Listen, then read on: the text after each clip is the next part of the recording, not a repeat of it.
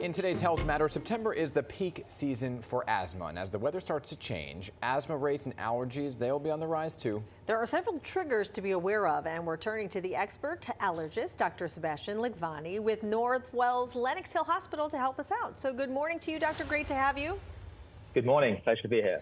So there's kind of a misconception, right, that spring is when allergies and asthma are at their peak. But for some folks, the triggers hit hardest right now. Why is that?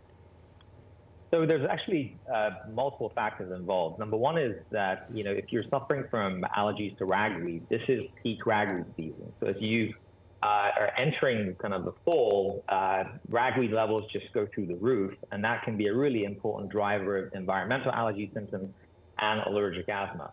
For the asthmatic patient population, you're also basically getting kids going back to school. Yeah. And when they go to school, the exposure to viral infections just goes through the roof, and the kids then bring the infections back home. And what we're seeing is this major uptick in asthma exacerbations during September, with about a quarter of the asthma exacerbations needing hospitalization or ER visits, oftentimes in 1 month in September, with a peak of it being in third week of September. So those two factors alone seem to be really big drivers. Also, as the leaves start falling from the trees and there's more wetness, there's going to be an increase in outdoor mold.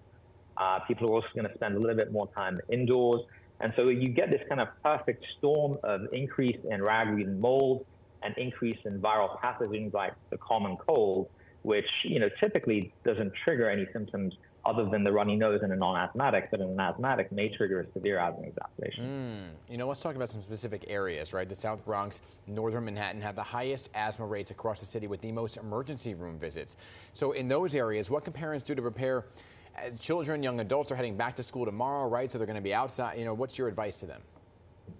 The key is, if you have a child who has asthma, to make sure that you have an up-to-date asthma action plan and that you're sticking with the program. A lot of times, during the summer months, people forget to take their inhalers, they get back to school, and, things get busy.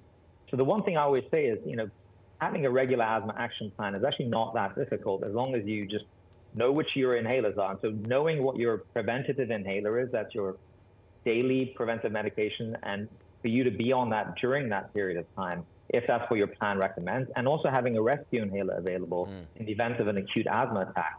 So those two things are really critical, because if you can take your inhalers, your preventive inhalers regularly, the likelihood of you having a severe asthma exacerbation is significantly reduced. The other thing is obviously reducing exposure to airborne allergens and pollution. So I think, obviously, if you're spending more time indoors, it's important to have, if you can, appropriate ventilation, both in schools and at home. Yeah. Obviously, if there's problems with infestations with cockroaches and mice, it's really important to try to get that resolved, because that can be an important driver of inflammation. I would hope so. I'd hope they get it. How do you know, though, by the way, if you have a cockroach or a rat problem, yes, please get it fixed. But how do you know if you are somebody who either has asthma or your child, because it can start off as a cough, but be something much more severe?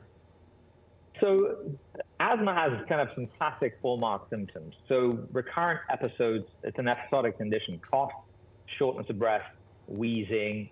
The patient may report chest tightness. And I think when you have this combination of treatments, which often kind of comes in waves, sometimes you are fine and then you can have an attack, especially when you're exposed to an allergen or a virus. That's when you need to seek care, either your primary care or a specialist, because they can do specialized testing like lung function testing, air inflammation testing, and kind of give you an accurate diagnosis and then come up with a good treatment plan for you. Yeah. So obviously inhaling these allergens is what sets it off. Does wearing a mask help at all? Actually, it can, yes. I mean, one of the things that happened as a result of COVID was that mask wearing became a lot more kind of common. And, some of these masks are very good at preventing kind of inspiratory particles from entering the airways. And so it is certainly an option. If someone is experiencing a lot of kind of significant nasal or asthma symptoms and they feel like it's from inhaling kind of ragweed during ragweed season, that's actually not a bad idea to do that. Yeah, a quick question for you. I still get allergies in December. Why is that?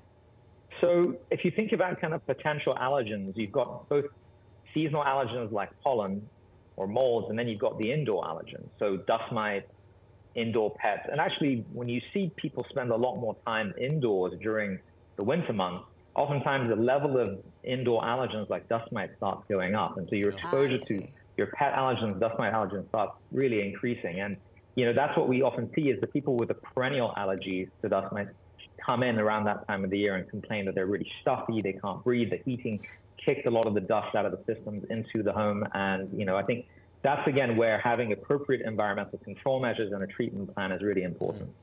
All good stuff. Good information, doctor. Appreciate your time this morning. My pleasure. All right. All right.